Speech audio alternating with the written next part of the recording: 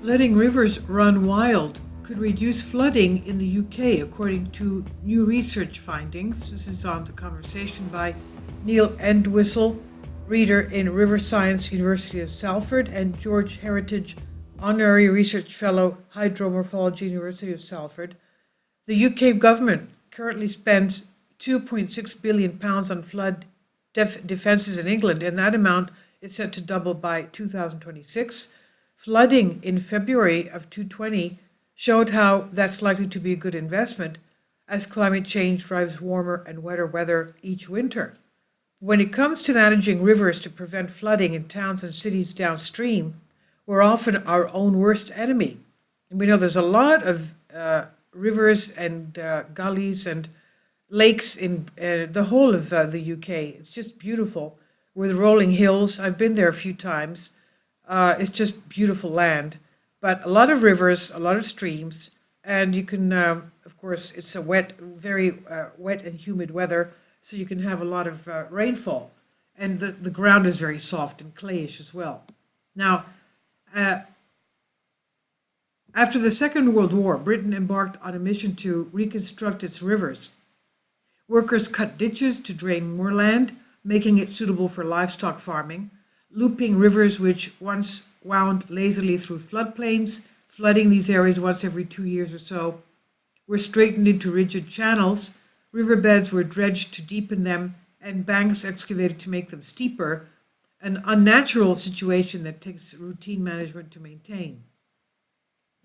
The idea behind all of this was to reduce flooding by increasing the speed at which water moves downstream.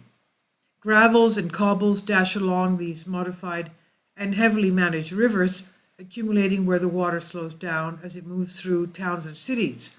And here the riverbed swells up, sediment piles up, increasing local flood risk. Over 60% of the UK's watercourses have been transformed in this way, changing the fundamental character of many British rivers and the natural processes that would usually govern them. Over just a few generations, and in a new study we found that doing nothing is often a better course of action for reducing flooding than these heavy-handed attempts to mechanically alter the rivers.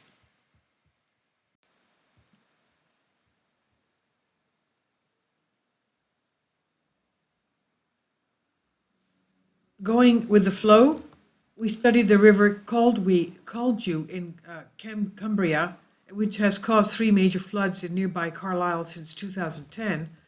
Satellite data showed that straightening, deepening, and embanking was common along the river between 2005 and 16. Very little sediment was spotted in the river and across the floodplain, suggesting that almost all of it was being funneled downstream towards Carlisle. During this time, the channel through the city was widened in the hope that it would cause flood water to spread out and lose energy, but this only increased the problem of sediment building up within the river, creating a shallower channel through Carlisle that's prone to overflowing. Outside of the city, in parts where maintenance had been relaxed, the river had begun to return to a more natural state. Multiple wandering channels can now be seen along wide areas of deposited gravel. This is encouraging as it suggests that the main river and its floodplain are reconnecting, allowing the sediment and its transports to fall out of the channel and collect upstream. We found that rivers which are allowed to behave more naturally are better at locking up sediment upstream rather than letting it accumulate in unnaturally high quantities in flood-prone towns and cities. If more rivers are allowed to behave naturally and develop this way, it could help reduce future flooding. This hands-off approach to managing rivers is also much cheaper than hard engineering and brings a wealth of environmental benefits with it. The wandering channel system that's evolving on the river Caldew has the greatest variety of features and habitats across the entire watercourse. There are gravel bars, deep pools, floodplain wetlands, ponds, and river cliffs.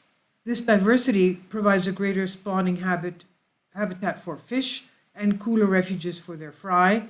The open water habitats benefit amphibians. The trees and shrubs help kingfisher hunt, and sand martins can nest in the river cliffs. Beetles and spiders scurry in the shingle. earning this wilder stretch of the Caldu a designation as a site of special scientific interest. The last 75 years have seen many UK rivers change beyond recognition. The way we manage them in future must look very different, relaxing our iron grip and allowing natural processes to flourish on rivers once more could be our best hope for reducing flooding while reviving lost ecosystems rich in native wildlife.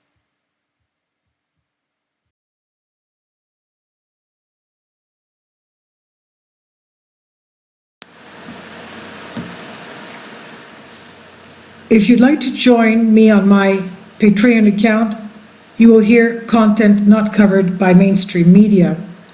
These riveting stories will be based on my research, and I will state my opinions and give my personal insight on diverse and controversial subjects and world events not covered by mainstream media, and not supported by YouTube guidelines.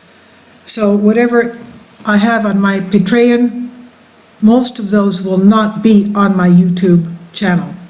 Please consider becoming a member today. More of the most significant and important videos will be on my Patreon channel. Your support helps me to continue my research and keeps this YouTube channel alive.